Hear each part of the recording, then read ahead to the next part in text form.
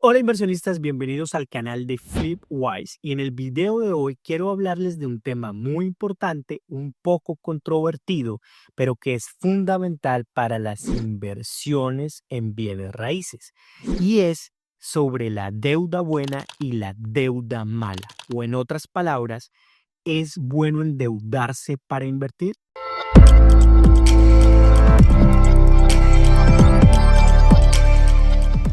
Muy bien, pues quiero hablar de este tema y resolver la pregunta esencial, si es bueno endeudarse para invertir. La respuesta corta es que todo obviamente va a depender de cada inversionista y del nivel de riesgo que cada inversionista desee tomar. Dicho esto, debo decir que es muy importante este tema porque el real estate, la inversión inmobiliaria, por lo general, el 90% de las veces, diría yo, se compra a través de deuda, es decir, se utilizan créditos, sobre todo por el tamaño de las transacciones. Es muy difícil si somos inversionistas individuales de pronto comprar una propiedad de $300,000, $400,000 solo con nuestro disponible, solo con cash. Además que nos limitaríamos, inclusive si tenemos el cash disponible, y nos limitaríamos a una sola transacción y tener que cerrar todo el proceso de esa transacción antes de pasar a adquirir una nueva casa o una nueva propiedad. Pero hay mucho más detrás de esto, y es que este concepto de dividir la deuda entre deuda buena y deuda mala creo que es un concepto muy útil. Ha sido utilizado por muchos divulgadores financieros, por ejemplo Robert Kiyosaki, y tiene un trasfondo importante. Sin embargo, no es para todo el mundo. A ver, cuando hablamos de deuda buena y deuda mala, básicamente lo que se realiza es una distinción entre la deuda que es para inversión, que clasificaríamos como buena, y la deuda que es para consumo, que sería mala.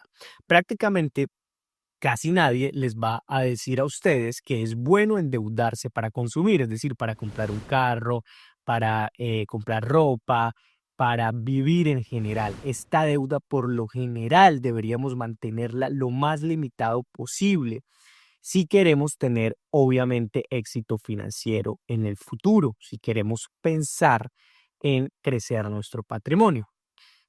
Sin embargo, hay una corriente que es la de pensar que la deuda de negocios es deuda buena.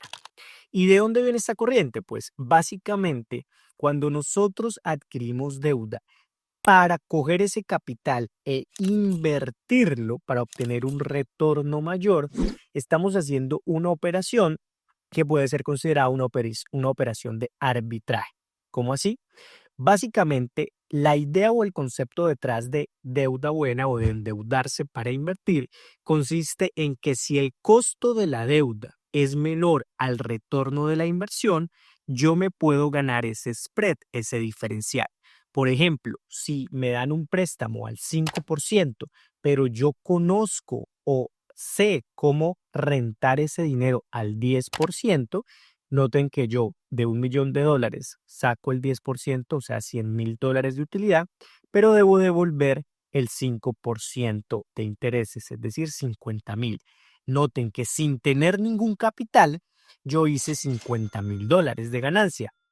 Ese es el concepto de arbitraje, ganarnos el spread entre las tasas. Ahora bien, obviamente esto conlleva un riesgo y un riesgo en muchas veces muy grande. En mi concepto, en mi opinión, nosotros podemos utilizar deuda para invertir siempre y cuando, uno, dominemos muy bien el tipo de inversión que se va a realizar. Es decir, no es algo que estoy empezando, no es una idea nueva, sino es algo que ya he hecho repetidas veces y conozco cómo explotar esa inversión, conozco cuáles son los diferentes escenarios a los que me enfrento. Lo segundo es que debo tener controlado el riesgo, conocer que esos diferentes outcomes vienen atados a diferentes niveles de riesgo y ojalá ese nivel de especulación sea el menor posible. No es lo mismo invertir en bienes raíces a través de deuda que invertir, por ejemplo, en acciones. Y el tercer concepto que me parece clave es el de descalce de plazos. Una de las cosas más importantes a tener en cuenta es que debemos evitar tomar deuda a corto plazo para invertir en proyectos que nos retornarán en el largo plazo. ¿Por qué? Porque se puede vencer la deuda primero. Debemos pagar la deuda primero antes de que podamos obtener los retornos. Eso se llama descalce de plazos y puede ser bastante preocupante. Debo tener en cuenta que si voy a hacer una inversión a largo plazo, las fuentes de financiamiento, es decir, la deuda o el apalancamiento que adquiera, debe vencerse también en el largo plazo. O si es en el corto plazo la inversión, también puedo hacer la deuda en el corto plazo. Mi opinión es que es posible endeudarse para invertir siempre y cuando conozcamos muy bien esa inversión que vamos a realizar. No debemos tampoco sobreendeudarnos, es decir, que los ratios de capital, los ratios que yo coloco, no lleguen tampoco a niveles pues mínimos. En el caso de bienes raíces, por ejemplo, cuando nosotros compramos propiedades, muchas veces para el corto plazo nos llegan a financiar hasta el 90% de la operación, pero a veces preferimos que nos financien el 80 o el 85 para no ir tan dependientes del banco y tener un margen de seguridad, es decir, poner más de nuestro capital en la operación. Ahora bien, esto, como lo dije, es un concepto que se ata mucho a cada personalidad, pero es también importante entender que hay muchas oportunidades de inversión que sin deuda estarían muy limitadas. Factores a tener en cuenta.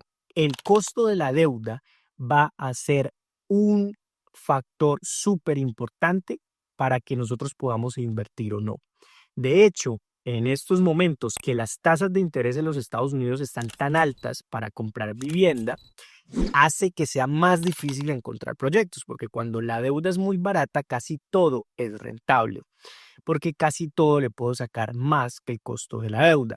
En estos momentos donde la deuda o el costo de la deuda es mayor, es más difícil encontrar esos proyectos y puede haber un mayor factor de riesgo, entonces tengo que ser más cuidadoso.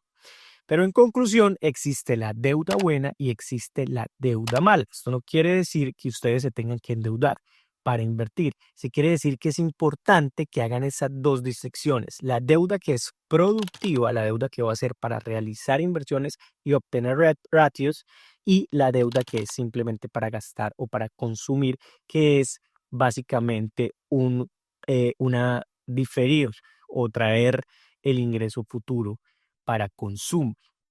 Ahora bien, noten como conclusión que de hecho los bancos utilizan como su modelo de negocio principal el concepto de deuda buena. Es decir, cuando ustedes depositan dinero dentro de un banco, ese dinero es un pasivo para el banco lo debe, el banco debe devolvérselos a ustedes si ustedes lo reclaman, ¿cierto?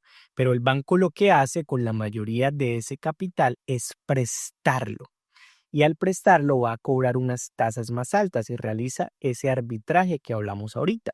Entonces miren que todo el sistema bancario como tal está también con este concepto de utilizar la deuda buena para ganarse un fee o un arbitraje o una diferenciación de tasas.